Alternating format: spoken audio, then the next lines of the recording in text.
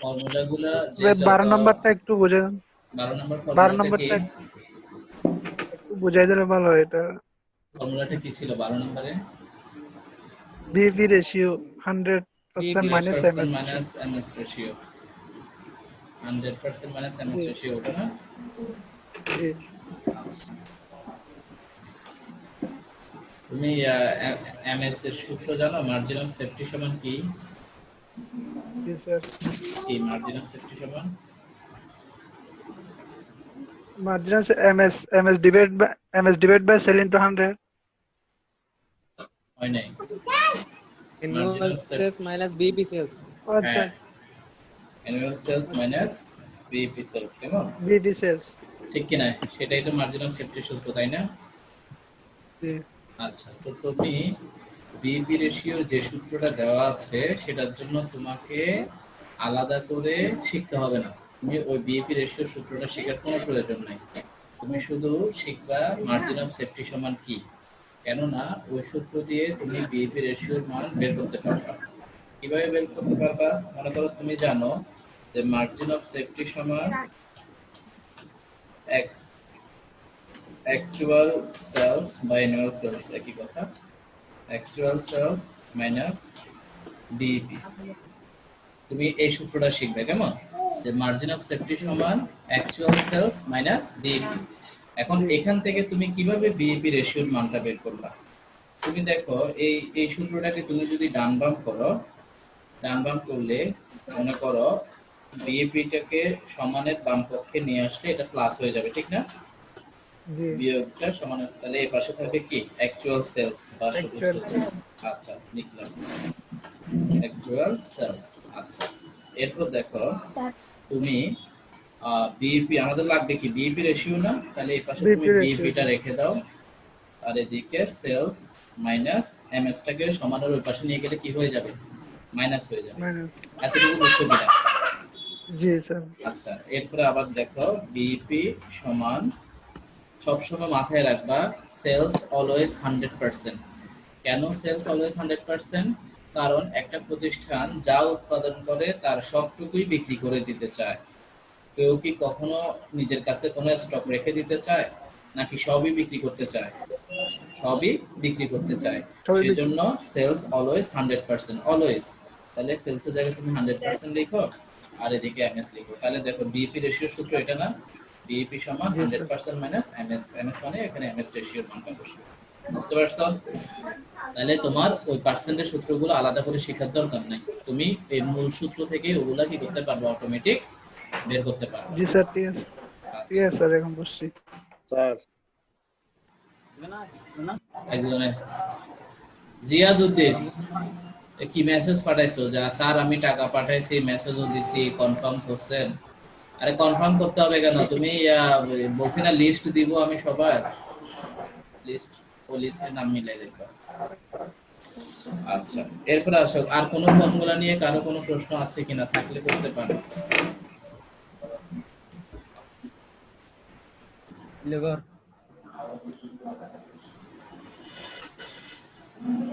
Sir হ্যাঁ বলো।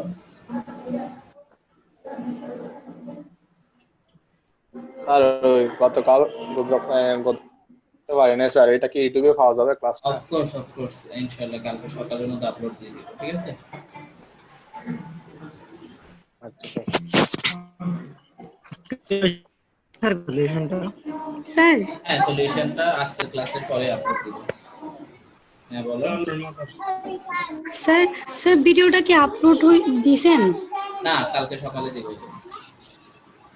আচ্ছা স্যার আচ্ছা, ঠিক আছে। ট্যাক্সের ভিডিওটা দিয়েছেন গতকালকে?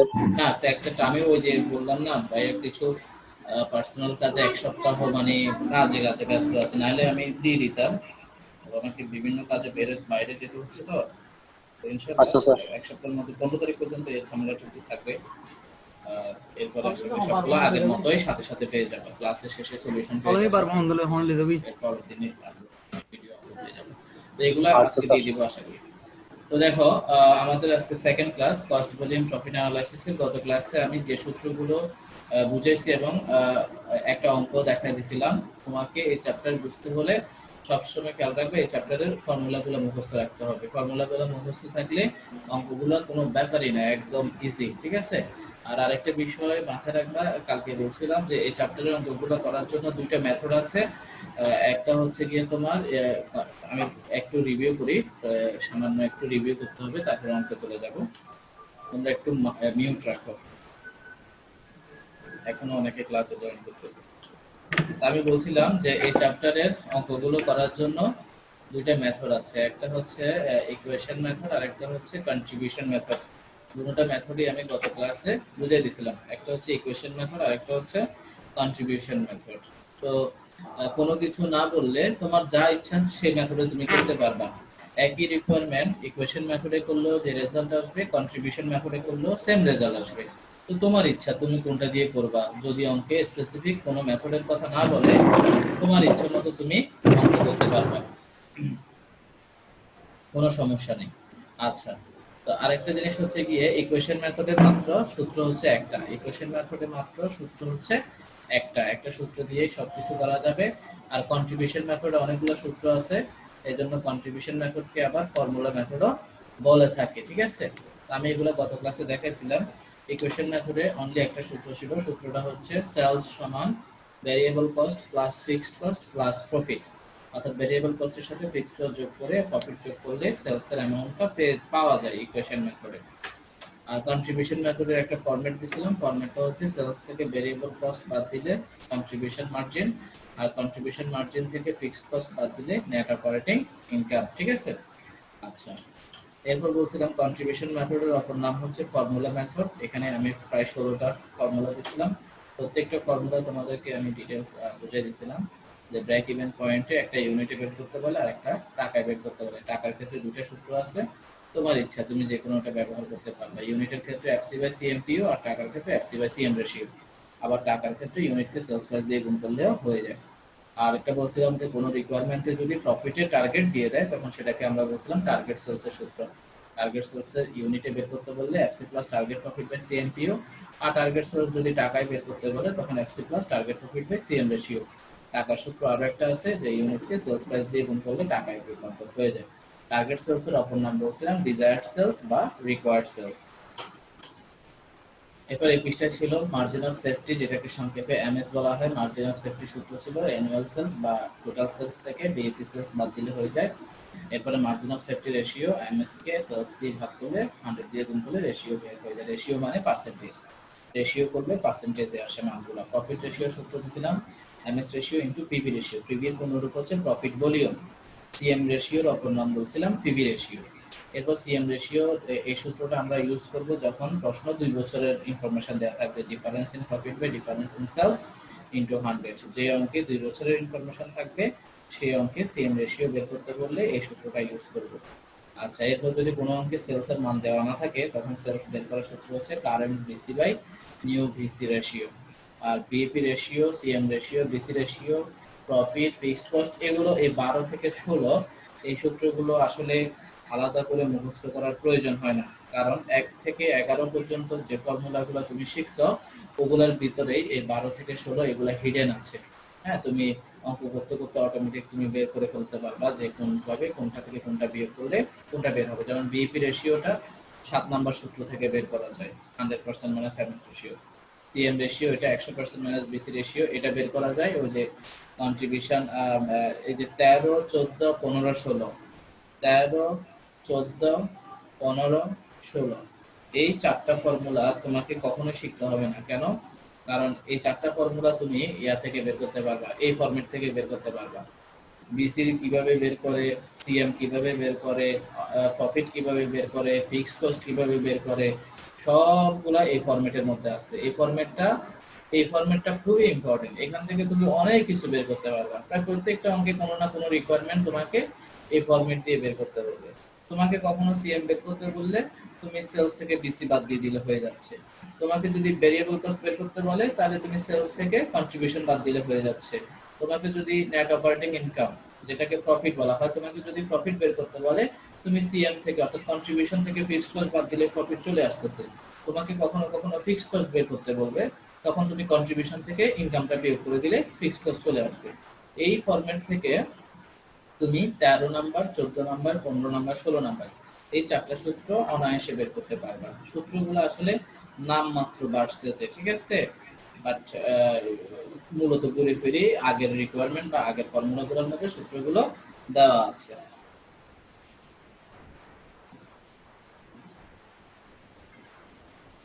কি একজনে মেসেজ পাঠাইছে, স্যার আমার নেট খুব প্রবলেম করতেছে। তোমাদের কি নেট প্রবলেম করতেছে নাকি? না স্যার।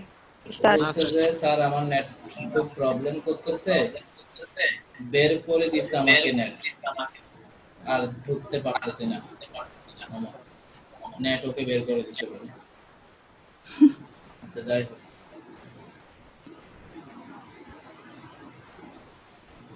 তাহলে এই ছিল আমাদের গত ক্লাসের আলোচনা। তাহলে আমরা এখন মূল অঙ্কে চলে যাই।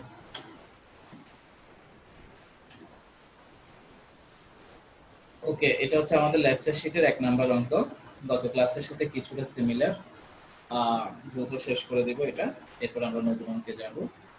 শিটের মধ্যে এটা 1 নাম্বারে দেওয়া আছে। দেখো এটা এটা আসছে যে ঢাকা ইউনিভার্সিটির আন্ডারে 7 কলেজে আসছিল গত বছর, মেবি 2019-এ আসছিল। তো এই অঙ্কটা দেখো সবাই। Bolter company manufactures and sells a telephone answering machine. The company's contribution format income statement for the most recent years is given below. এই ফরম্যাটটাকে কন্ট্রিবিউশন ফরম্যাট বলা হয়। ওই যে কন্ট্রিবিউশন শব্দটা ইউজ হয়েছে না, এই জন্য বলা হয়। তাহলে দেখো কি কি লেখা আছে। সেলস দেওয়া আছে 12 লাখ টাকা, সেলস প্রাইস হচ্ছে 60 টাকা। সেলস করছে 20,000 ইউনিট, 20,000 ইউনিটকে 60 টাকা দিয়ে গুণ করলে 12 লাখ টাকাই হয়। আর ওই পাশের পার্সেন্ট দিয়ে একটা ইনফরমেশন দিয়ে রাখছে। আমি বলছিলাম যে সেলসকে অলওয়েজ 100% ধরতে হয়, এরা প্রশ্নের মধ্যে সরাসরি দিয়ে দিছে 100%।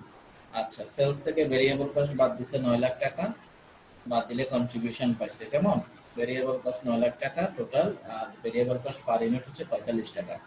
তুমি 20,000 ইউনিটকে 45 টাকা দিয়ে গুণ করলে 9 লাখ টাকাই হবে।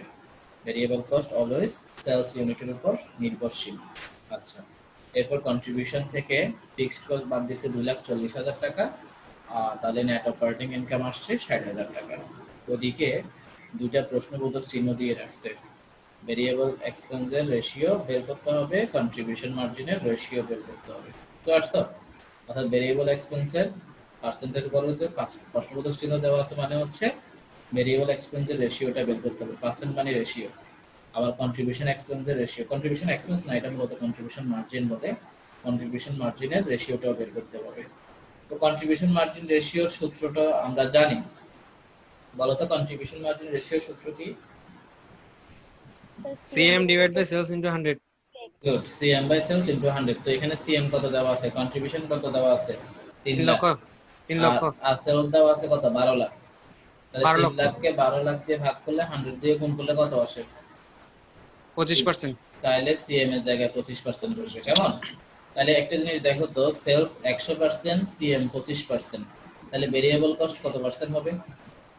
75%. 75%। কেননা এই যে সেলস থেকে সিএম বাদ দিলে ভেরিয়েবল কস্টের পার্সেন্টটা পাওয়া যাবে। তুমি যদি সেলস থেকে ভেরিয়েবল বাদ দিলে কন্ট্রিবিউশন পাও, তাহলে সেলস থেকে কন্ট্রিবিউশন বিয়োগ করলে ভেরিয়েবল থাকবে। তো ইজিলি বোঝা যাচ্ছে ভেরিয়েবল এক্সপেন্স 25% হবে। আর তুমি ওভাবে না বুঝলেও তুমি আরো একভাবে করতে পারো, যে ভেরিয়েবল কস্টকে সেলস দিয়ে ভাগ করে দিলেও ভেরিয়েবল কস্টের রেশিওটা বের হয়ে যাবে। 9 লাখকে 12 লাখ দিয়ে ভাগ করলে 25% হয় কিনা দেখো তো। হয়। আচ্ছা ঠিক আছে, এগুলো আমি সলিউশনে হয়। দেখাবো। এখন আমরা আগে রিকোয়ারমেন্ট গুলো দেখি। 1 নাম্বার রিকোয়ারমেন্ট দেখো কি লিখছে।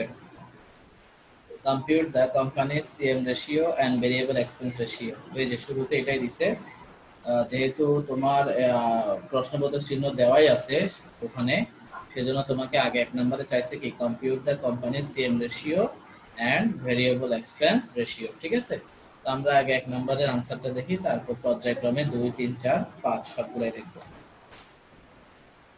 তাহলে দেখো, সিএম রেশিওর সূত্র হচ্ছে CM by sales into 100।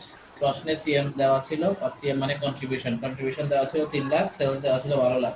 3 লাখকে 12 lakh দিয়ে ভাগ করে 100 দিয়ে গুণ করলে 25%।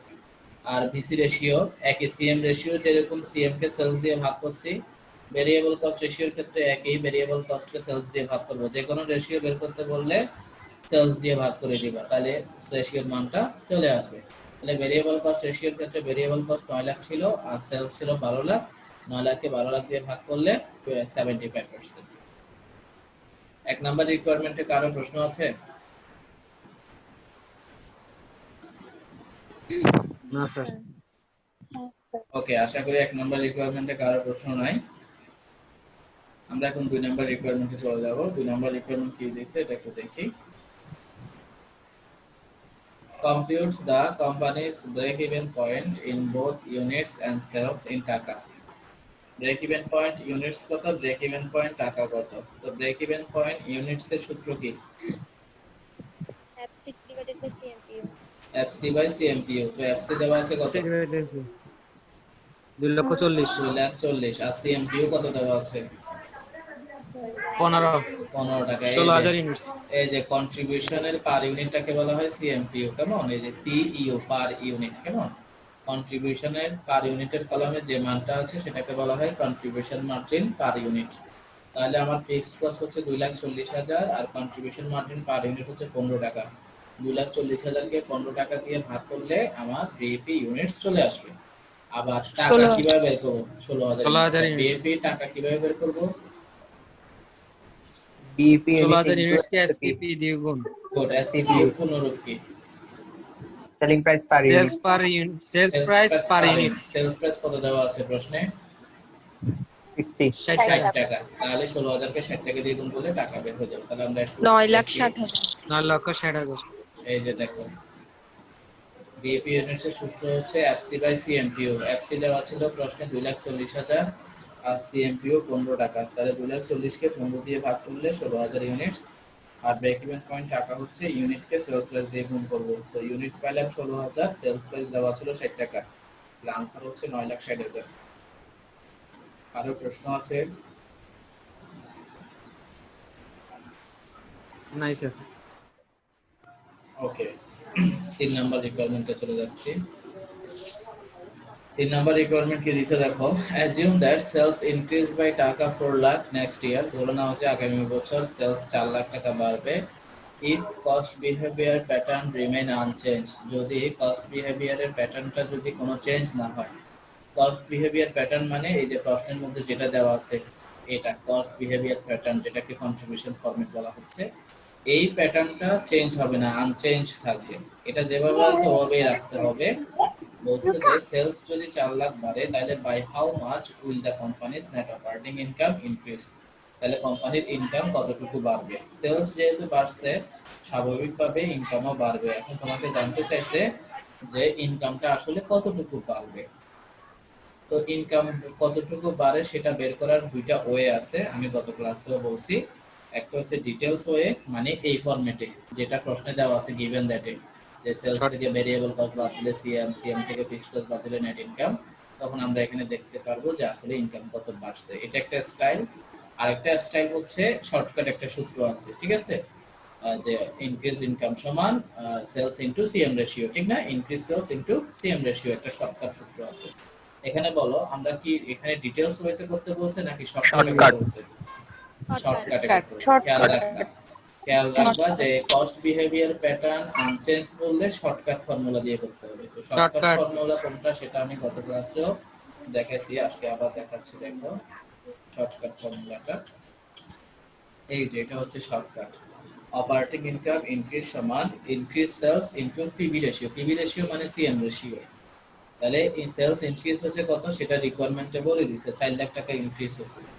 আর সিএম রেশিও 25%। এই যে 1 নাম্বার রিকোয়ারমেন্টের মধ্যে আছে, 1 নাম্বার রিকোয়ারমেন্টের আনসার যেটা 25%। সিএম রেশিওর অপর নাম পিভি রেশিও। তুমি চাইলে এখানে সিএম রেশিও লিখতে পারো, একই কথা। তাহলে আনসার হচ্ছে 1 লাখ।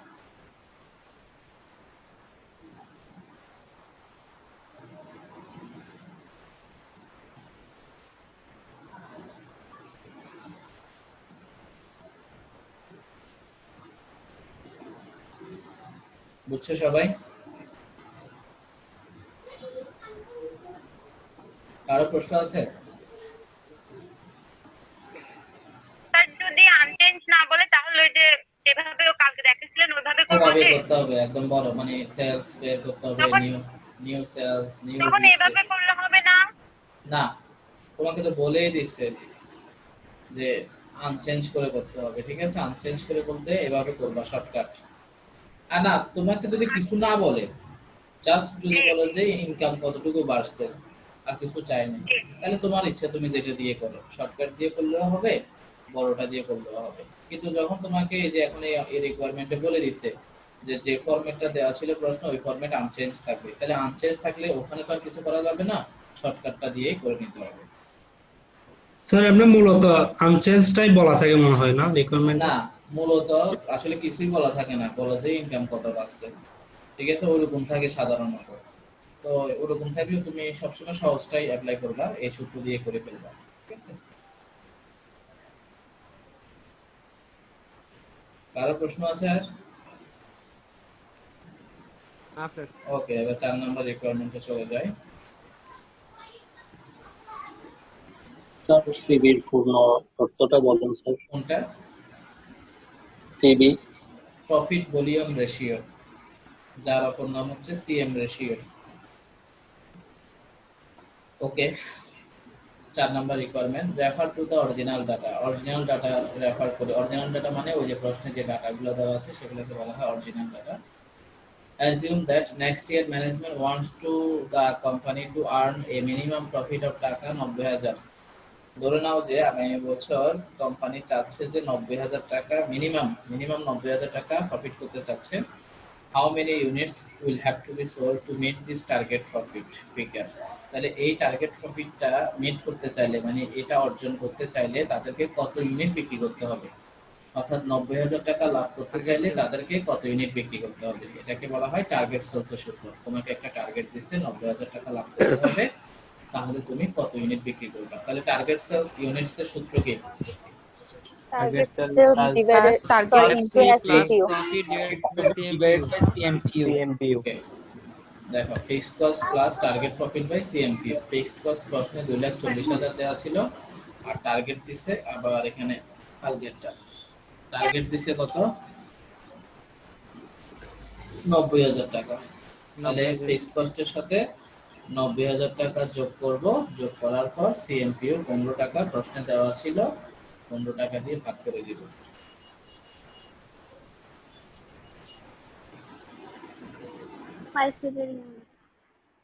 বুঝছো সবাই? জি sir. Fixed cost plus target profit by CMPU. Fixed cost প্রশ্নে 2,40,000 দেওয়া ছিল, টার্গেট প্রফিট রিকোয়ারমেন্টে বলে দিছে 90,000 টাকা, আর সিএমপিও প্রশ্নের উপরে দেওয়া ছিল 15 টাকা, তাহলে 22,000 ইউনিট। ওকে, ওকে দাস নিশা আপা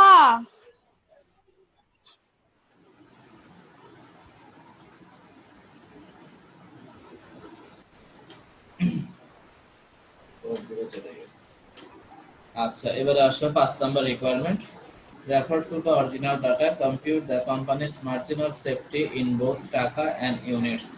মার্জিন অফ সেফটি টাকায়ও বের করো, মার্জিন অফ সেফটি ইউনিটসও বের করো। তো মার্জিন অফ সেফটি টাকায় বের করারও যে সূত্র, ইউনিটসে বের করারও একই সূত্র। টাকায় বের করার সময় টাকার মান লিখতে হয়, ইউনিটসে বের করার সময় ইউনিটস এর মান লিখতে হয়। বলো, মার্জিন অফ সেফটির সূত্র কি? annual sales minus BEP sales। ওকে, অ্যানুয়াল সেলস মানে প্রশ্নের সেলসটা, প্রশ্নের সেলস দেওয়া আছে 12 লাখ, আর বিইপি সেলস কত সেটা আমরা 2 নাম্বার রিকোয়ারমেন্টের আনসারে পেয়ে গেছি। বিইপি টাকাটা তখন বের করা হয়েছিল, ঠিক আছে?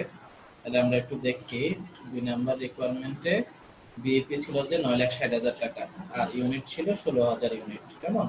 তাহলে আমাদেরকে এখানে টাকায়ও বের করতে বলছে, ইউনিটসও বের করতে বলছে। তো যখন মার্জিন অফ সেফটি টাকায় বের করব, তখন সেলস এবং বিইপি দুটাই টাকায় লিখবো, আর যখন মার্জিন অফ সেফটি ইউনিটে বের করতে বলবে তখন সেলস আর বিইপি দুটাই ইউনিটে লিখবো, ঠিক আছে? কিভাবে দেখো,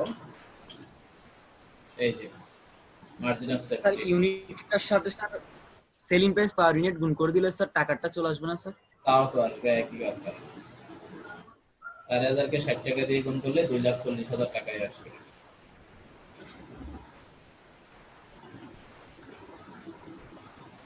যখন ইউনিট বের করতে বলছে তখন ইউনিটের মান বসাইছি, সেলস 20,000 ইউনিট প্রশ্নে দেওয়া ছিল, আর ব্রেক ইভেন ইউনিটটা 2 নাম্বার রিকোয়ারমেন্টের আনসার। ঠিক তেমনি টাকার ক্ষেত্রে 12 লাখ টাকা সেলস প্রশ্নে দেওয়া ছিল, আর বিইপি 9,60,000 টাকা আমরা 2 নম্বর রিকোয়ারমেন্টে পাইছিলাম 2,40,000 টাকা।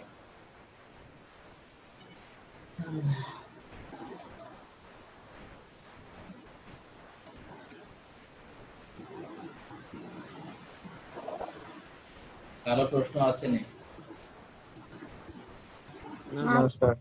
সবাই বুঝছো? জি স্যার। কিছুই না, শুধু সূত্রগুলো মুখস্থ রাখতে হয়, আর কিছুই না। কত সহজ। তারপরে তোমরা স্যার 16টা পড়লে হবে না? হবে নি মানে এখানে তো আরো বেশি দিয়েছি। ক্লাসে তো আমি 9টা 10টা দিই, ঠিক আছে?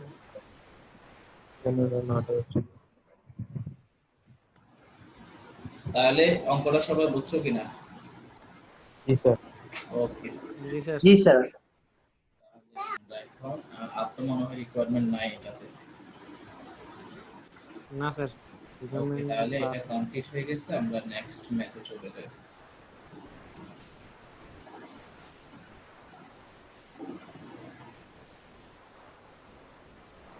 প্রবলেম 9 আমাদের গত ক্লাসে আমি 8 নাম্বার প্রবলেমটা দেখেছিলাম, এখন 1 নাম্বার দেখেছি, মানে সিমিলার, যেগুলো একটার সাথে একটা রিলেটেড, ওভাবে সামনের দিকে যাব। প্রবলেম 9 দেখো কি লিখছে এখানে। প্রবলেম 9 এ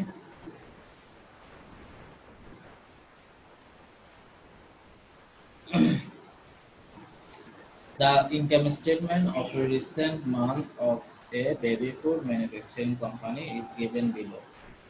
বেবি ফুড কোম্পানি অর্থাৎ একটা শিশু খাদ্য উৎপাদনকারী প্রতিষ্ঠানের একটা ইনকাম স্টেটমেন্ট দেওয়া আছে, এটাকে বলা হয় কন্ট্রিবিউশনের মেথড ইনকাম স্টেটমেন্ট।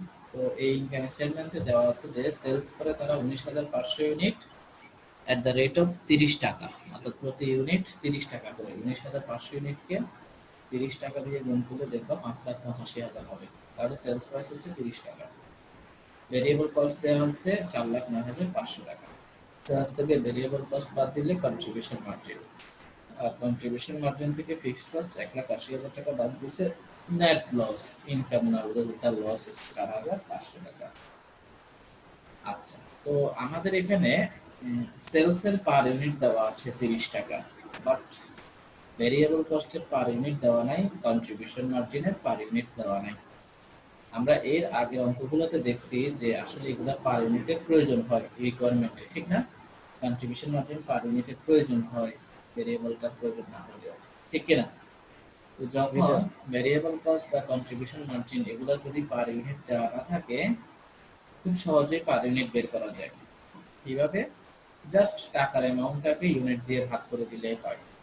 টাকার অ্যামাউন্টটাকে ইউনিট দিয়ে ভাগ করে দিলেই হয়। যেমন মনে করো ভেরিয়েবল, এখানে সব ইনফরমেশন কত ইউনিটের জন্য দেওয়া আছে? 19,500 ইউনিটের জন্য না? 19,500। হ্যাঁ, তাহলে তুমি জাস্ট 19,500 দিয়ে ভাগ করে, যার টাকা তাকে 19,500 দিয়ে ভাগ করলে ওটার পার ইউনিট পেয়ে যাবে। যেমন ভেরিয়েবল কস্ট 4,09,500, এটাকে যদি তুমি 19,500 দিয়ে ভাগ করো তাহলে কত হবে? 21 টাকা। আচ্ছা, তাহলে 21 টাকা। তাহলে সিএন দেওয়া আছে 1,75,500, এটাকে তুমি 19,500 দিয়ে ভাগ করো, কত হবে? 9 টাকা হবে মেবি। 9 টাকা। কেন 9 টাকা? ওই যে 30 টাকা থেকে 21 টাকা বিয়োগ করলেও 9 টাকা আসে। অর্থাৎ সেলস প্রাইস থেকে ভেরিয়েবল কস্ট পার ইউনিট বাদ দিলেও কন্ট্রিবিউশন মার্জিন পার ইউনিট চলে আসে। তো ওভাবে যদি কন্ট্রিবিউশন আর ভেরিয়েবল কস্টের পার ইউনিটটা যদি দেওয়া না থাকে, এগুলো আমরা বের করে দেখাবো, কারণ এগুলো আমাদের রিকোয়ারমেন্টে লাগবে।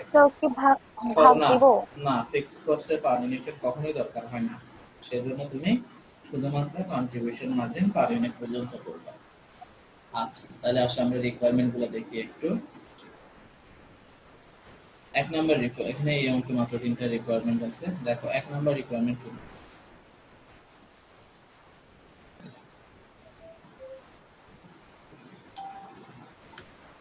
এক নাম্বার রিকোয়ারমেন্টে কি দিছে দেখো, compute the company's CM ratio and its break even in both units and টাকা, ঠিক আছে?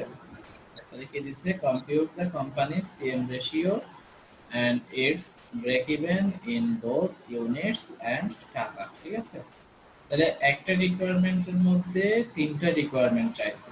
একটার মধ্যে কয়টা চাইছে? 3টা। একটা হচ্ছে সিএম রেশিও চাইছে, আর একটা হচ্ছে ব্রেক ইভেন ইউনিটস চাইছে, আবার ব্রেক ইভেন টাকায়ও চাইছে। সিএম রেশিও চাইছে, ব্রেক ইভেন ইউনিটস চাইছে, ব্রেক ইভেন টাকা চাইছে। তো সিএম রেশিওর সূত্র কি? CM divided by sales into 100. Okay, so CM তো আছে 1,75,500 আর সেলস 5,85,000। তাহলে 1,75,500 কে 5,85,000 দিয়ে ভাগ করে 100 দিয়ে গুণ করলে কত আসে? 30% না? আচ্ছা, সেটা একটু করে দেখো। আর ব্রেক ইভেন পয়েন্ট ইউনিটস এর সূত্র কি? Fixed cost divided by CMPU. Okay, fixed cost by CMPU. Fixed cost দেওয়া আছে প্রশ্নে 1,80,000 আর সিএমপিও আমরা বলছি যে বের করতে হবে। এই যে একটাকে বের করছি ও মুখে 9 টাকা ছিল, ঠিক না? 9 টাকা। সিএম কত ছিল? জি, 9 স্যার। টাকা। তাহলে 1,80,000 টাকা 9 টাকা দিয়ে ভাগ করলে কত হয়? কত? 20,000। 20,000 ইউনিটস। আর 20,000? হ্যাঁ, ব্রেক ইভেন পয়েন্ট টাকাটা কিভাবে বের করব? ইউনিটকে সেলস প্রাইস দিয়ে গুণ করে দেব, ঠিক না? সেলস প্রাইস প্রশ্নে দেওয়া আছে 30 টাকা। এই যে সেলস প্রাইস প্রশ্নে দেওয়া আছে 30 টাকা। তো এখন আমরা একটু সলিউশনটা দেখি 1 নাম্বার রিকোয়ারমেন্টের। এই যে দেখো 1 নাম্বার রিকোয়ারমেন্ট। সিএম রেশিও হচ্ছে CM by sales into 100। CM প্রশ্নে 1,75,500 দেওয়া ছিল, সেলস দেওয়া ছিল 5,85,000, 30%। Break even point units, fixed cost by CMPU, 1,80,000 কে 9 টাকা দিয়ে ভাগ করছি, 20,000 ইউনিটস। বিএপি টাকা। ওই যে দেখো উপরে ভেরিয়েবল কস্ট পার ইউনিট আর কন্ট্রিবিউশন মার্জিন পার ইউনিটটা বের করার জন্যই উপরে ছকটা করা হয়েছে।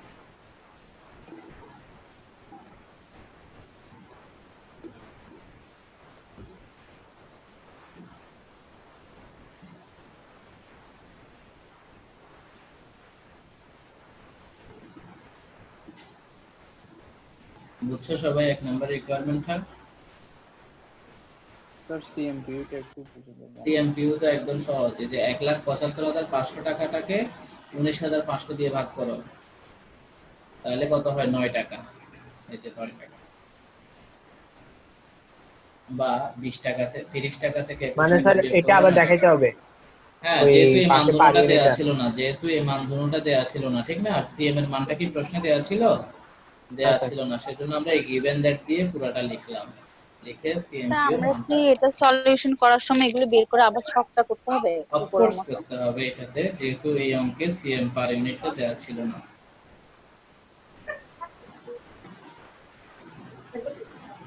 যদি সব দেওয়া থাকতো তাহলে এই ছকের কোনো প্রয়োজন ছিল না, আমি ডাইরেক্ট রিকোয়ারমেন্ট দিয়ে আনসার শুরু করতে পারতাম, যেমনটা আগের অঙ্কগুলোতে করছিলাম।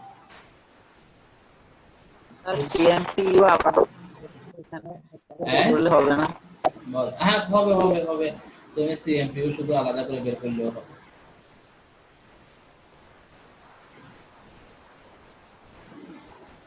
কারো প্রশ্ন আছে?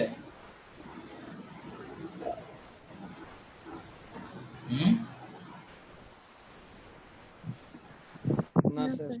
ওকে, তাহলে আমরা সেকেন্ড রিকোয়ারমেন্টে যাই। The president believes that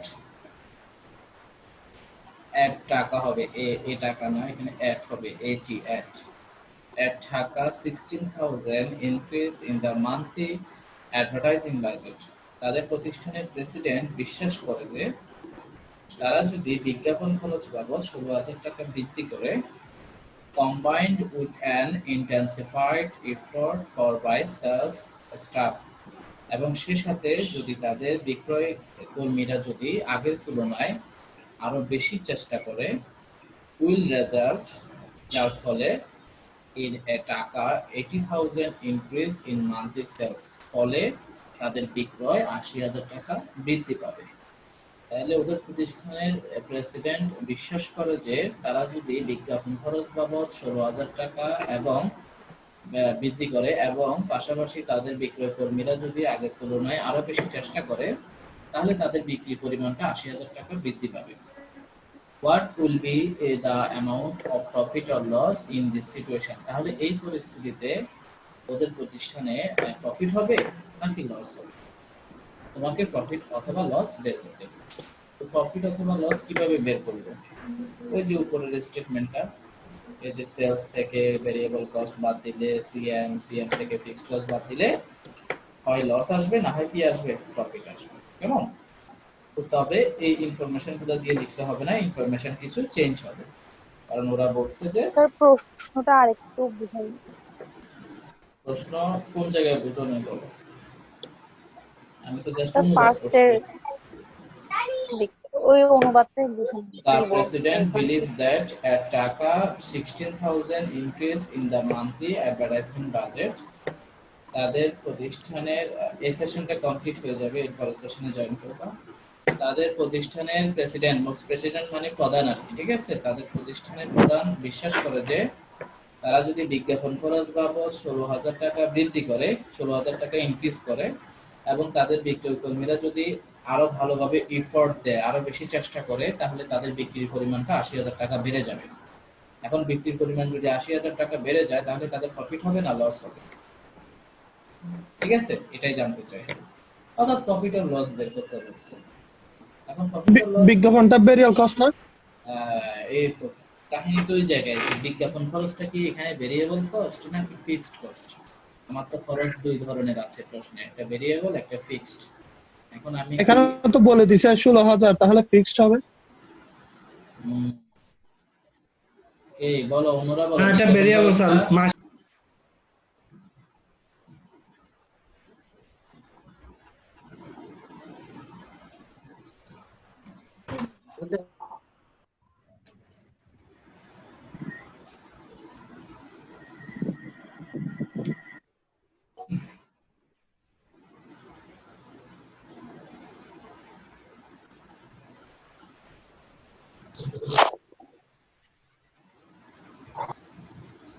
ওকে, সবাই জয়েন করছে মোটামুটি।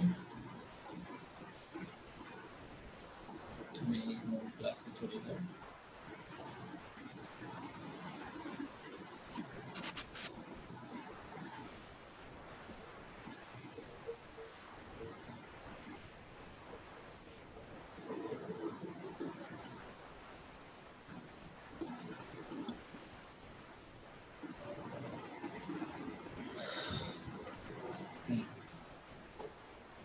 দেখা যাচ্ছে? জি স্যার। অনেকে এখনো জয়েন করতেছে। আচ্ছা, একটু 1 মিনিট ওয়েট করো, সেটিংস একটু প্রবলেম হচ্ছে।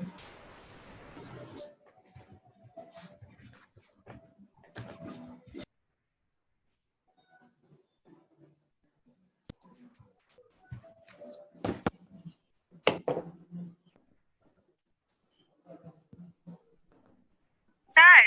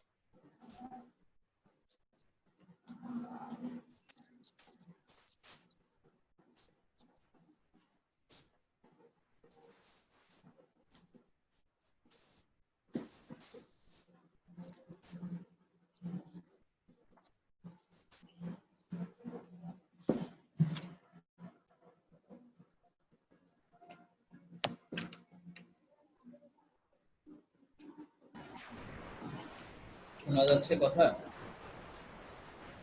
জি স্যার। আচ্ছা, যেটা বলছিলাম সেটা হচ্ছে বিজ্ঞাপন খরচটা কি এখানে ভেরিয়েবল কস্ট নাকি ফিক্সড কস্ট? এখানে ভেরিয়েবল কস্ট স্যার। ফিক্সড। এখানে 100% ফিক্সড দিয়েছে, ঠিক আছে? 16,000 টাকা তো এখানে ফিক্সড দিয়ে দিয়েছে। ক্লিয়ারলি বলেন স্যার। হ্যাঁ হ্যাঁ,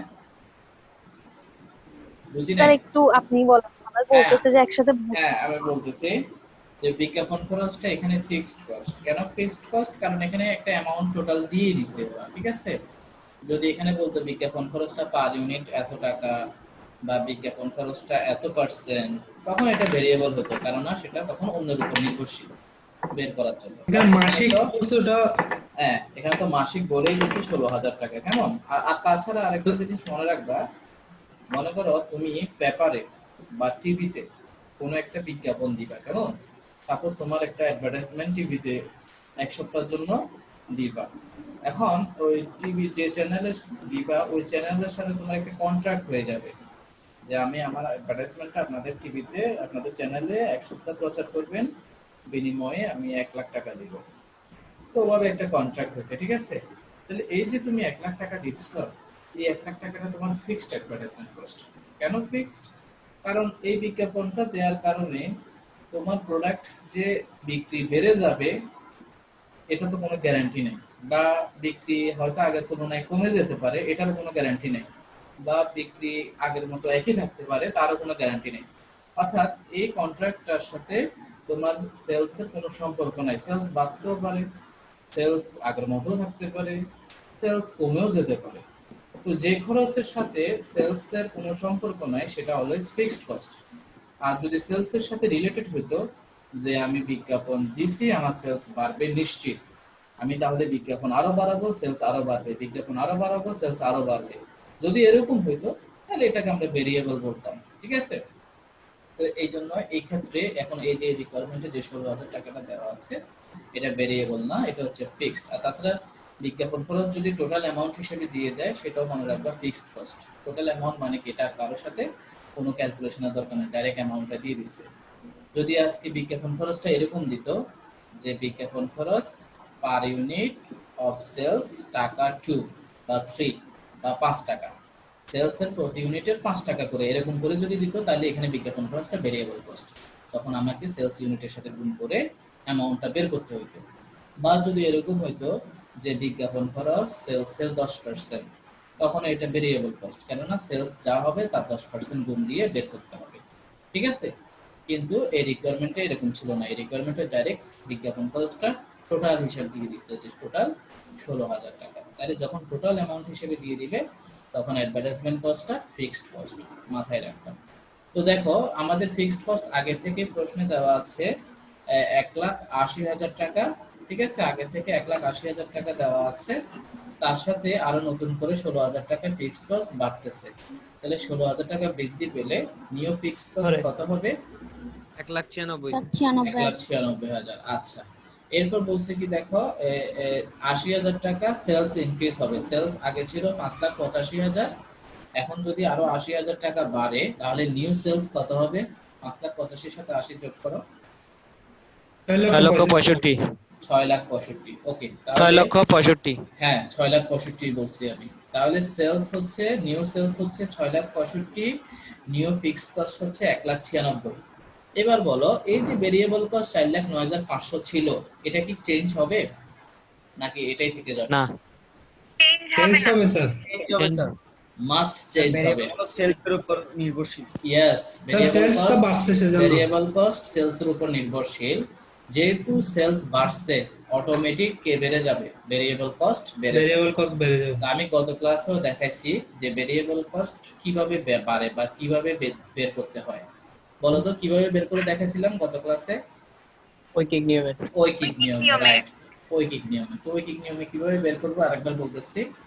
দেখো যখন সেলস 5,85,000 ছিল তখন ভেরিয়েবল কস্ট ছিল 4,09,500 টাকা, বাট এখন সেলস হচ্ছে 6,65,000। তাহলে আমাকে দেখতে হবে 5,85,000 জন্য যদি 4,09,500 হয় তাহলে ইনটু 6,65,000 জন্য কত কত হবে? একজন ক্যালকুলেশন করে দেখো। 4,65,500 4,65,500। আচ্ছা 4,05,000 হ্যাঁ আচ্ছা ঠিক আছে, আমরা সলিউশনটা একটু দেখি তাহলে সবার ক্লিয়ার হয়ে যাবে। তাহলে সেলস চেঞ্জ হবে, ভেরিয়েবল কস্টও চেঞ্জ হবে, ফিক্সড কস্টও চেঞ্জ হবে। তিনটা চেঞ্জ হয়ে গেলে অটোমেটিক রেজাল্টটা চলে আসবে। আবার যখন আমি সেলস থেকে ডিসি বাদ দিব সিএম পাবো, সিএম থেকে ফিক্সড কস্ট বাদ দিলে প্রফিট অথবা লস পাবো। তো একটু সলিউশনটা দেখি।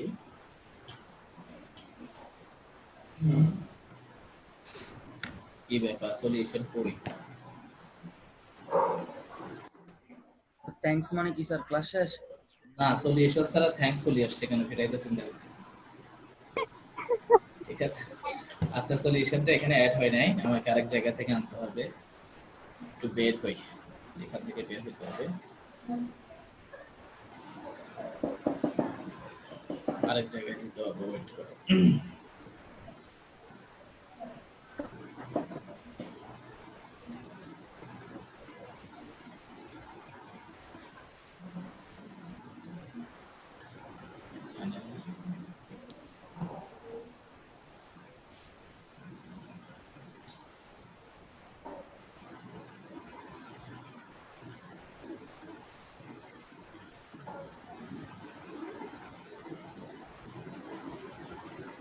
দেখা যাচ্ছে একটা লেকচার শিট।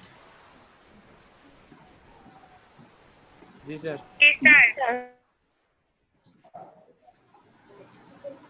তোমরা তোমাদের ডিসপ্লে জুম করতে পারবে, কেমন?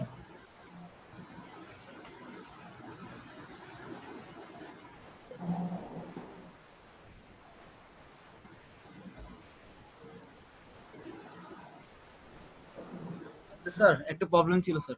বলো। স্যার অনেকগুলো লেকচার শিটে স্যার অনেকগুলো ফন্ট স্যার আমার মোবাইলে স্যার বিভিন্ন কোডিং চলে আসে স্যার। কোন লেকচার শিটে? আমার হয়তো বা স্যার, হয়তো বা কি চেক করা বললে তো check করার সবারই সময়- হওয়ার প্রবলেম হবে, ঠিক আছে? আর যদি সবার প্রবলেম না হয় তাহলে তোমার মোবাইলে কোনো একটা ফন্ট বা কোনো একটা সফটওয়্যার ইনস্টল নাই, পিডিএফ রিডার সফটওয়্যার একাধিক ইনস্টল করে রাখা, তাহলে দেখবা সাপোর্ট করবে। অ্যাডোবেরটা করবা, অ্যাডোবেরটা।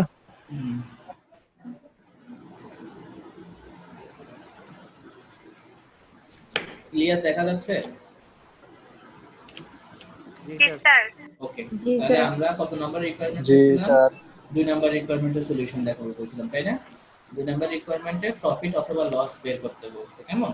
তাহলে প্রফিট আর লস বের করতে কিভাবে? জাস্ট ওই স্টেটমেন্টটাই করতে হবে। সেলস থেকে ভেরিয়েবল কস্ট বাদ দিয়ে সিএম, সিএম থেকে ফিক্সড কস্ট বাদ দিলে হয় লাভ আসবে না হয় লস আসবে। তবে এই রিকোয়ারমেন্টে সেলস চেঞ্জ হয়ে গেছে, ভেরিয়েবল কস্ট চেঞ্জ হয়ে গেছে, ফিক্সড কস্টও চেঞ্জ হয়ে গেছে। তো আমি দেখো চেঞ্জগুলো করা আছে এবং স্টেটমেন্ট করা আছে। রিকোয়ারমেন্ট 2 দেখো, রিকোয়ারমেন্ট 2 সবাই দেখো, ওয়ার্কিং গুলো পাশে দেওয়া আছে। আর প্রফিট আর লস ওই যে ইকুয়েশন মেথডের সূত্রটা দিয়ে করা হয়ে গেছে। ইকুয়েশন মেথডে যে সূত্রটা ছিল তাকে ডান বাম করলে এটাই প্রফিট সমান sales minus VC minus FC. অর্থাৎ সহজেই সেলস থেকে ভেরিয়েবল কস্ট আর ফিক্সড কস্ট বাদ দিলে তো প্রফিট, সেলস থেকে খরচগুলো বাদ দিলে প্রফিট বের হবে। যদি পজিটিভ আসে প্রফিট, নেগেটিভ আসলে লস লিখলাম। ডান পাশে ওয়ার্কিং গুলো করা আছে, যাবে না? অফকোর্স করা যাবে। ওই যে উপরে যে টেবিল দেওয়া ছিল না প্রশ্নে, ওটা দিয়েও করো, একই আসবে, একই স্যার ফরম্যাট। বিসিটা কিভাবে চেঞ্জ করছেন একটু? বিসিটা ঐকিক নিয়মে দেখো, variable cost by sales into new sales, ঠিক আছে? প্রশ্নে যখন সেলস 5,85,000 টাকা ছিল তখন ভেরিয়েবল কস্ট দেওয়া ছিল প্রশ্নে 4,09,500 টাকা। বাট আমাদের এখন নিউ সেলস কত? 6,65,000। নিউ সেলস উপরে দেওয়া আছে 6,65,000। তাহলে 6,65,000 জন্য কত? 5,85,000 জন্য যদি 4,09,500 হয় তাহলে 6,65,000 জন্য কত হবে? 4,65,500 টাকা। ঐকিক নিয়মে। এটা তো গত ক্লাসের 1 নাম্বার, গত ক্লাসে যে অঙ্কটা বুঝেছিলাম 8 নাম্বার, ওখানে হতে ছিল এটা। যখন ভেরিয়েবল কস্ট কতটুকু বাড়বে বা কমবে এটা যদি কিছু বলা না থাকে প্রশ্নে, তখন তুমি এই ঐকিক নিয়মে করবা। কেননা ভেরিয়েবল কস্ট সবসময় সেলসের উপর নির্ভরশীল। সেলস যে অনুপাতে বাড়ে ভেরিয়েবল কস্ট সেই অনুপাতে বাড়ে, সেলস যে অনুপাতে কমে ভেরিয়েবল কস্ট সেই অনুপাতে কমে।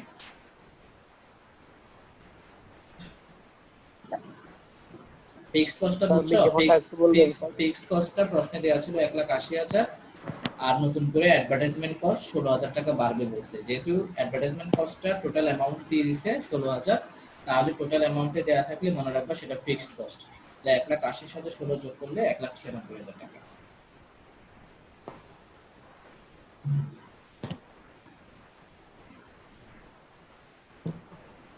দুই নাম্বার রিকোয়ারমেন্টে কারো প্রশ্ন আছে?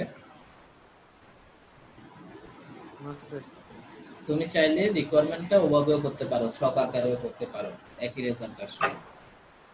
ছক আকারে মানে সেলস থেকে বিসি বাদ দিলে সিএম, সিএম থেকে ফিক্সড কস্ট বাদ দিলে প্রফিট বা নেট ইনকাম। স্যার এখানের মধ্যে বের করছেন 4,65,500 কিন্তু লিখছেন 4,65,000। 500 হবে, এই যে দেখো এখন 500 হয়ে গেছে। आंसर ठीक है 500 হয়ে গেছে। হ্যাঁ, এখনো কি 65,000 দেখায় নাকি? ঠিক আছে স্যার। স্যার বিজ্ঞাপনটা কখন ভেরিয়েবল হবে? যখন পার ইউনিটে দেওয়া থাকবে, পার ইউনিটে অথবা পার্সেন্টে, তখন ভেরিয়েবল। কেননা তখন তোমাকে সেটা ইউনিটের সাথে গুণ করে আনতে হবে বা কোনো একটা টাকার সাথে পার্সেন্ট গুণ করে আনতে হবে। ওই যে এর আগে যে চ্যাপ্টারটা আমরা করছিলাম এসিডিসি, ওই চ্যাপ্টারে আমরা দেখতাম না যে সেলিং এক্সপেন্স পার ইউনিটে দেওয়া থাকে 2 টাকা বা 5 টাকা, তখন আমরা সেলস ইউনিটের সাথে গুণ করতাম, ওটা আর কি ভেরিয়েবল সেলিং এক্সপেন্স, তখন সেটা ভেরিয়েবল। আর যখন টোটাল অ্যামাউন্ট দিয়ে দেয় তখন সেটা ফিক্সড। বুঝছো সবাই 2 নাম্বার? স্যার 16,000 কি সেলস ইউনিট হিসেবে কাউন্ট করবো এরকম? এটাকে মানে স্যার যখন ওই আর টোটালের ইউনিটে মধ্যে দেওয়া না থাকবে তখন সেলস ইউনিটের সাথে গুণ হবে, আর টোটাল দেওয়া থাকলে তো কারোর সাথে গুণ করার দরকার নাই, এটাই ফিক্সড।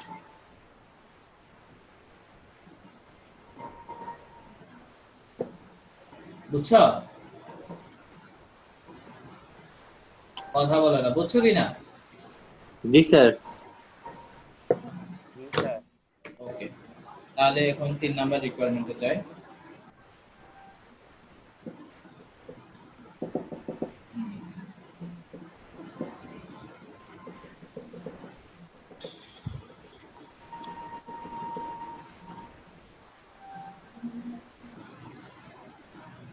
দেখো 3 নাম্বার রিকোয়ারমেন্টে কি বলছে? The mother and child welfare department of the government. গভর্নমেন্টের একটা কর্তৃপক্ষ, নাম হচ্ছে mother and child welfare. The mother and child welfare মানে কি? যারা মা ও শিশু কল্যাণার্থে কাজ করে। মা ও শিশু মন্ত্রণালয় একটা আছে, যে মহিলা ও শিশু বিষয়ক একটা মন্ত্রণালয় আছে, মহিলা ও শিশু বিষয়ক মন্ত্রণালয়। এই mother and child welfare department হচ্ছে ওই মন্ত্রণালয়েরই একটা সংস্থা। তো ওরা বলতেছে যে has propose to give a subsidy, তারা একটা প্রস্তাব রাখছে এই কোম্পানির কাছে। আমরা যার অঙ্ক করতেছি, যে বেবি ফুড ম্যানুফ্যাকচারিং যে কোম্পানিটা আছে আমাদের, আমরা যার অঙ্ক করতেছি, ওই কোম্পানিকে সরকারের একটা কর্তৃপক্ষ একটা প্রস্তাব দিছে। কি প্রস্তাব দিছে? টু গিভ এ সাবসিডি, বলছে যে একটা ভর্তুকি দেওয়ার জন্য। সাবসিডি মানে ভর্তুকি দেওয়ার জন্য at the rate of 13% of the variable expense, variable কস্টের মধ্যে 13% ভর্তুকি দিতে বলছে। ভর্তুকি দেওয়া মানে কি খরচ বেড়ে যাওয়া নাকি খরচ কমানো? বেড়ে যাওয়া। কমে কমে যাওয়া না বেড়ে যাওয়া? বেড়ে যাওয়া। বেড়ে যাওয়া। ভর্তুকি মানে হচ্ছে কমে যাওয়া, ভর্তুকি মানে হচ্ছে কমে যাওয়া। স্যার ভর্তুকিটা খরচ কমে যাবে স্যার। হ্যাঁ, মনে করো সরকার তোমার এই চাল ডাল বিক্রি করে না, বা মাঝে মধ্যে সরকার ন্যায্য মূল্যে বিক্রি করে। মনে করো যে চাল আমরা দোকান থেকে কিনলে 50 টাকা 60 টাকা, সরকার সে চাল ন্যায্য মূল্যের গাড়ি দিয়ে 20 টাকা 30 টাকায় বিক্রি করে। তাহলে আসলে কি 20 টাকা 30 টাকা না, সরকার মনে করো 40 টাকা দিয়ে কিনে জনগণের কাছে 20 টাকায় বিক্রি করে, বাকি 20 টাকা সরকার ভর্তুকি দিচ্ছে। তাহলে ভর্তুকি দেওয়া মানে হচ্ছে প্রাইস কমানো, ঠিক আছে? আচ্ছা, তো দেখো এখন এই সরকারি কর্তৃপক্ষ এই আমাদের এই কোম্পানিকে, যার অঙ্ক আমরা করতেছি, ওই কোম্পানিকে একটা প্রস্তাব দিচ্ছে। বলছে যে আপনারা আপনাদের ভেরিয়েবল কস্ট, আপনাদের যে খরচটা, ওই খরচটা আপনারা 13% মানে কমাবো, 13% কমাবো। আমার মানে মনে হচ্ছে জিনিসটা, আমরা যে কোম্পানির অঙ্ক করতেছি, ওই কোম্পানি তাদের পণ্যগুলো বিক্রি করার জন্য বা উৎপাদন করার জন্য যে কাঁচামাল বা ভেরিয়েবল কস্ট রিলেটেড যে খরচগুলো করে, ওগুলো ওই সরকারের এই সংস্থা থেকে নিয়ে আসে। হয়তো যে mother and child welfare department এই সংস্থা থেকে হয়তো কোনো র ম্যাটেরিয়ালস কিনে আনে।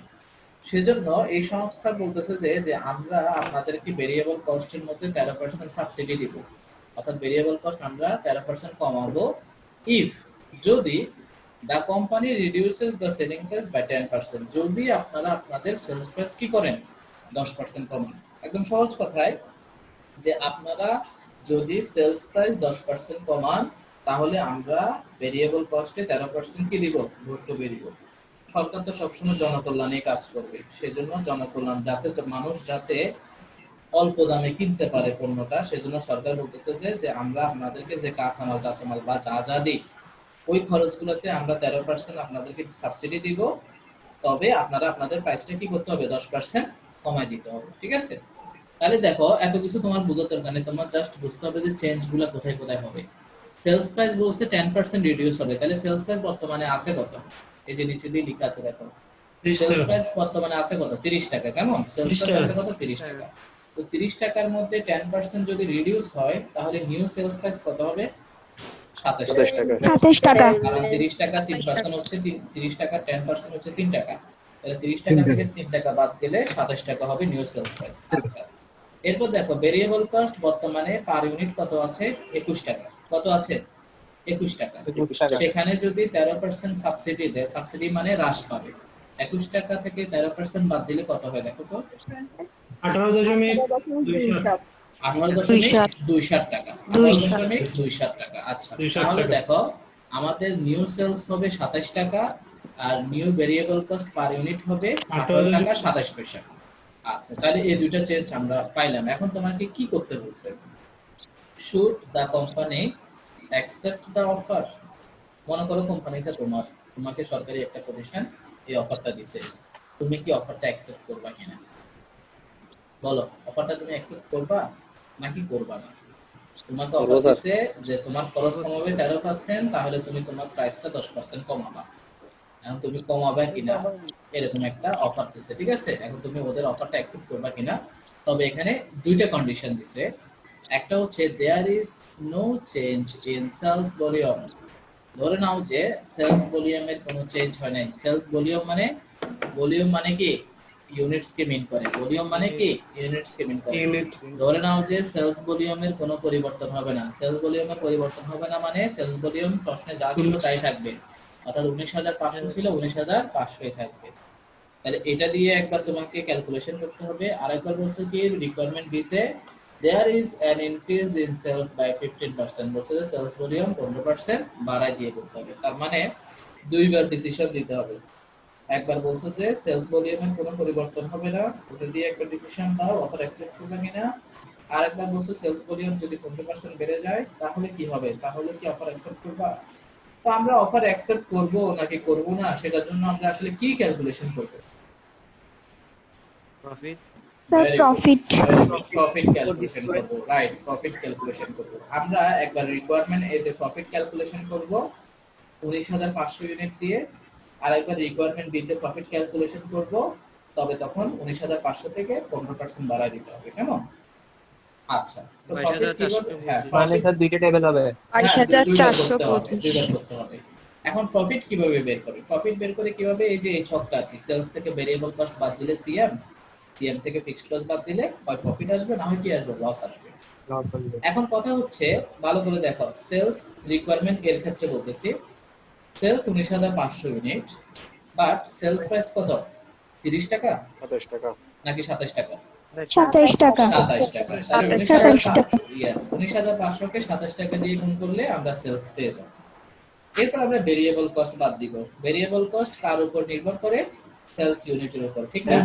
এর উপর তো সেলস করি 19,500 ইউনিট, আর ভেরিয়েবল কস্ট প্রতি ইউনিট কত 21 টাকা না না 18 টাকা কত 18.27। 200 আচ্ছা, তাহলে 19,500 কে 18.27 দিয়ে গুণ করলে ভেরিয়েবল কস্ট আসবে।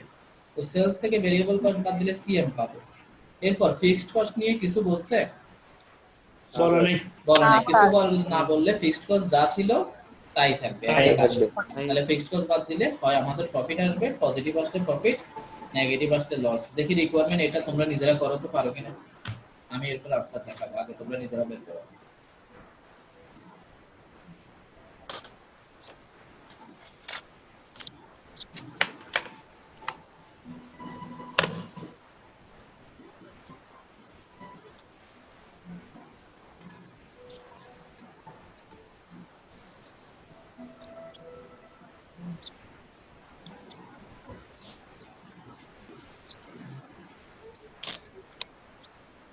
Sir loss 9765।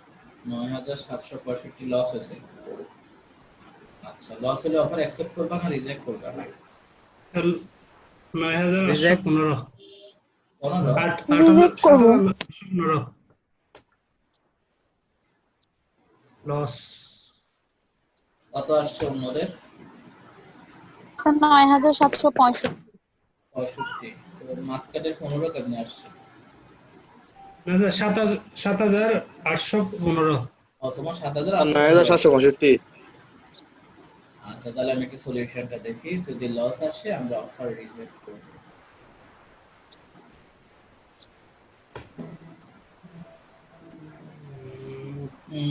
লস 9765। 65। 9765 দেখছো?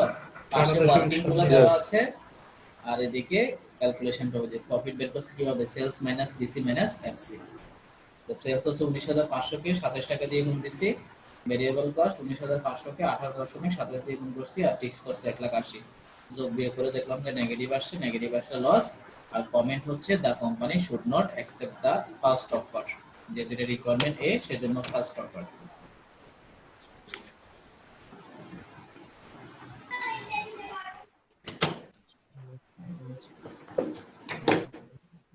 রিকোয়ারমেন্ট এটা সবাই বুঝছে কিনা?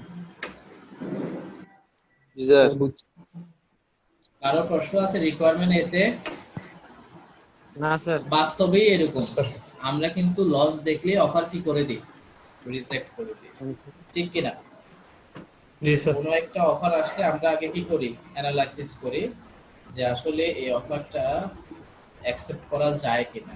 ছেলেদের ক্ষেত্রে কম আসে, মেয়েদের ক্ষেত্রে বেশি আসে, যে অফারটা কি অ্যাকসেপ্ট হবে কিনা। তখন তারা লাভ ক্ষতি চিন্তা করে, আসলে কি অফারটা অ্যাকসেপ্ট করলে কি লাভ হবে নাকি লস হবে। বেশিরভাগ অফারে কি লস, সেজন্য রিজেক্ট হয়ে যায়, ঠিক আছে? দ্বিতীয়টা প্রফিট কি স্যার। করে মেয়েরা লাভ করি না খুঁজে গিয়ে? ছেলেরা তো পায় না, এই হিসাব কেমনে করবে, ঠিক আছে?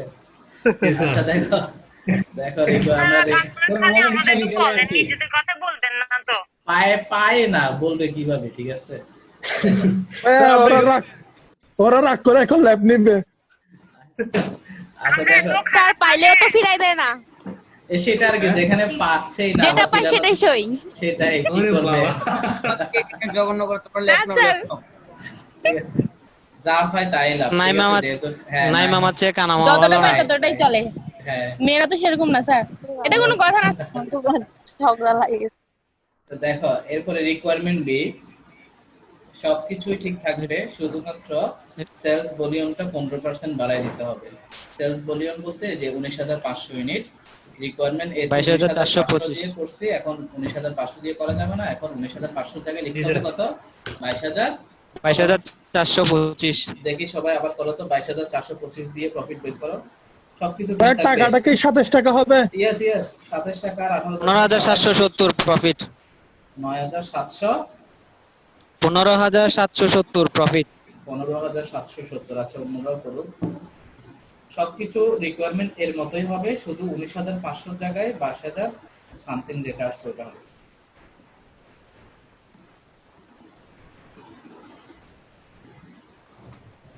যেহেতু স্যার সেলস বাড়ছে স্যার, তারপর স্যার ভ্যারিয়েবল কস্টও বাড়বে না স্যার?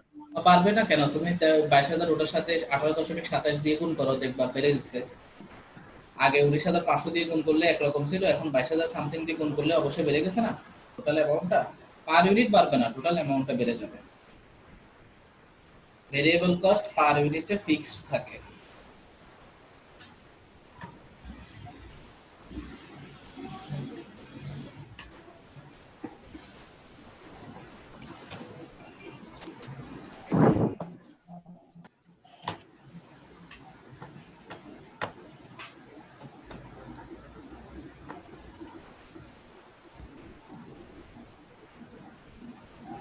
স্যার 15,770 আছে, পজিটিভ নাকি নেগেটিভ, প্রফিট না লস? মানে পজিটিভ পজিটিভ আসলে প্রফিট। প্রফিট 15,770। আচ্ছা, তাহলে এখন সলিউশনটা একটু দেখি।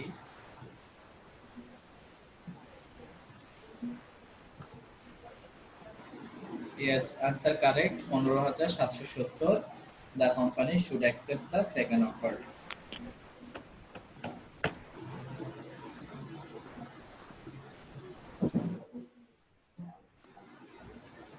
সবাই রিকোয়ারমেন্ট বিটা একটু দেখো, কারো প্রশ্ন থাকলে করতে পারো।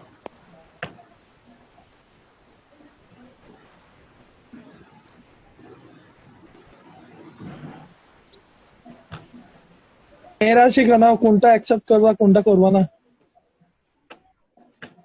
এটা সামনে সেটা মেয়েদের উপর ছেড়ে দাও না।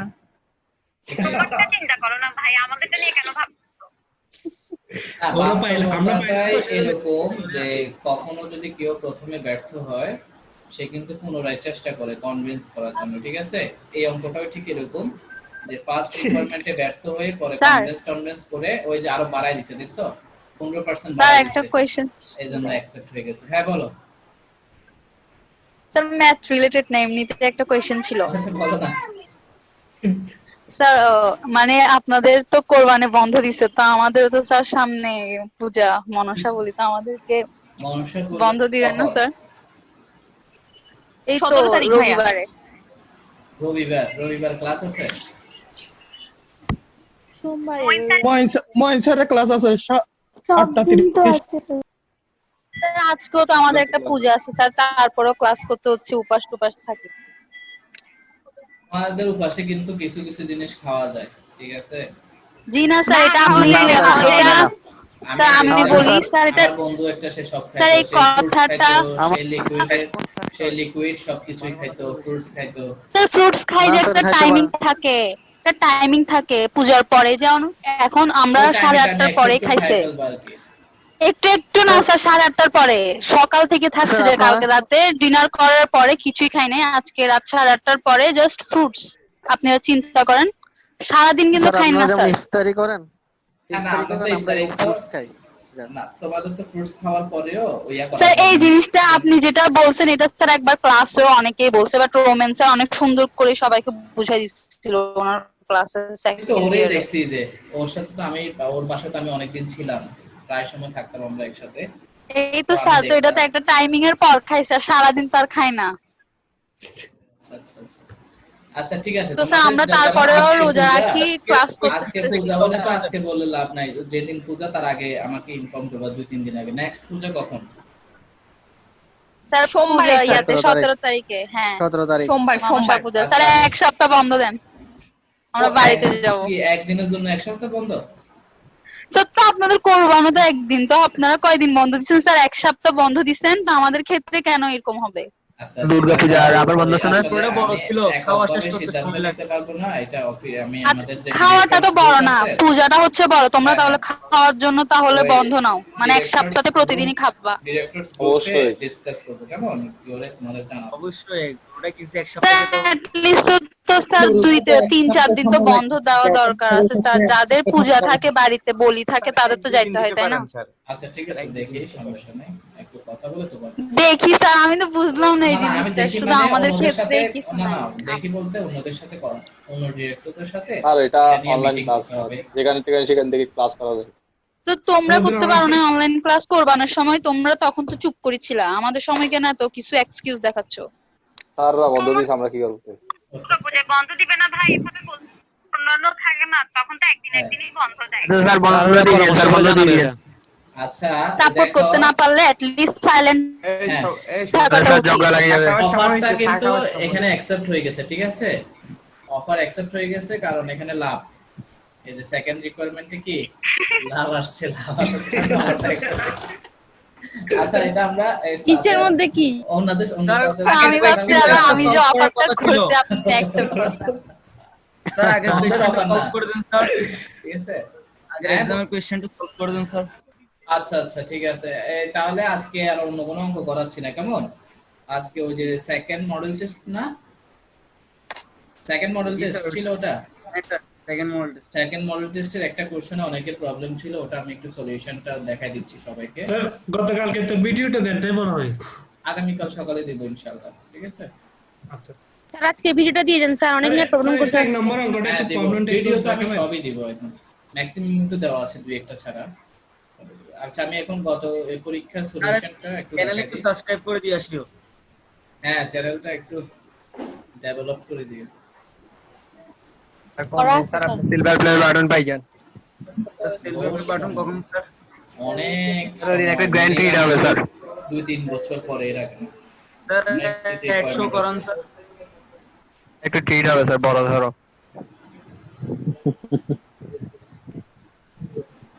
আমি কিছু questionটা পাবলিক একটু আছে শুধু open টিটের করি। আশায় বসে থাকে না।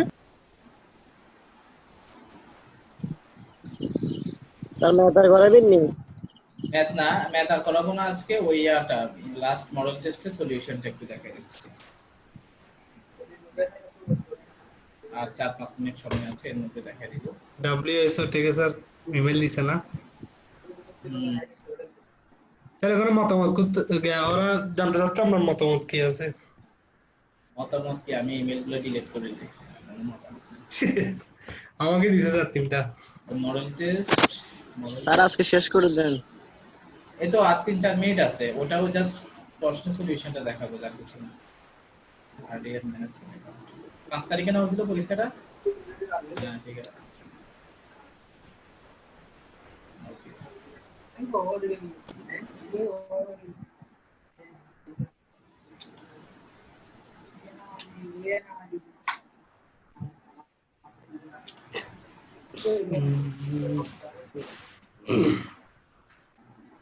এই যে স্যার লাস্ট মিনিটটা স্যার, কোন ম্যাথটা? একদম লাস্ট। আচ্ছা, এখানে আমি পুরোটা এক করে বলে দিই। The difference between budgeted cost and actual cost.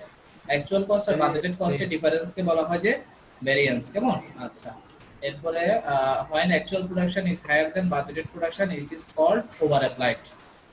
যদি অ্যাকচুয়াল উৎপাদনটা বাজেটের তুলনায় বেশি হয় তখন সেটাকে আমরা ওভার অ্যাপ্লাইড বলি। এগুলো সব আমি ক্লাসে বুঝিয়ে দিয়েছিলাম।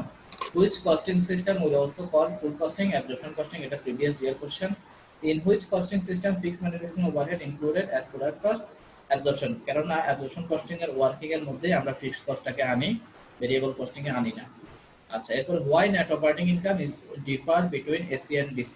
ওটা বুঝি না, অ্যাবজর্পশন কেন হইছে ওইটা? কোনটা কোনটা? এর আগেরটা অ্যাবজর্পশন এই কেন যে হইছে? তুমি প্রত্যেকটা অঙ্কে আমরা 1 নাম্বার ওয়ার্কিং করতাম না? 1 নাম্বার ওয়ার্কিং এ আমরা এসি রেট আর বিসি রেট বের করতাম না? Yes yes.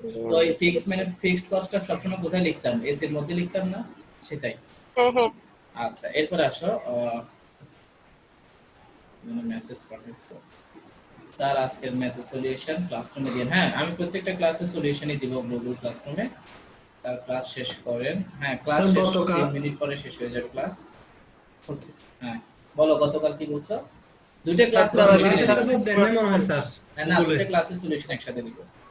আচ্ছা স্যার 2 মিনিট আছে তাড়াতাড়ি স্যার। হ্যাঁ, why net operating income is differ between AC and DC। AC and DC তে net income কেন ডিফারেন্স হয়? তো আমরা দেখো না, AC DC যখন রিকনসিলিয়েশন স্টেটমেন্ট করি তখন আমরা কিন্তু নিচে মাঝখান বরাবর লিখি চেঞ্জিং ইনভেন্টরি, সূত্র লিখি কি ক্লোজিং মাইনাস ওপেনিং। কেমন? অর্থাৎ ইনভেন্টরির চেঞ্জের কারণে, ডিফারেন্সের কারণে নেট ইনকামটা দুই দিকে দুই রকম হয়। আচ্ছা, 1 নাম্বার অঙ্কে কারো প্রশ্ন নাই না? স্যার প্রফিটের কারণে হয় না স্যার? ইনভেন্টরির স্যার কারণে নেট ইনকাম কারণে হয় না স্যার? বলছে যে প্রফিটটা কেন ডিফারেন্স হয়? প্রফিটটা ডিফারেন্স হয় মজুদ পণ্যের পার্থক্যের কারণে, ক্লোজিং আর ওপেনিং এর কারণে। ঠিক আছে? আচ্ছা, এই অঙ্কে 12,01,000 আসছিল, এটা তো কারো প্রশ্ন ছিল না? না, না না স্যার। স্যার এক নাম্বারটা একটু প্রবলেম ছিল। 1 নম্বরে কি প্রবলেম ছিল বলো? যে প্রশ্ন করছো তার প্রশ্নটা আসে নাই। 1 নম্বরে কি প্রবলেম ছিল? কোন আইটেমে?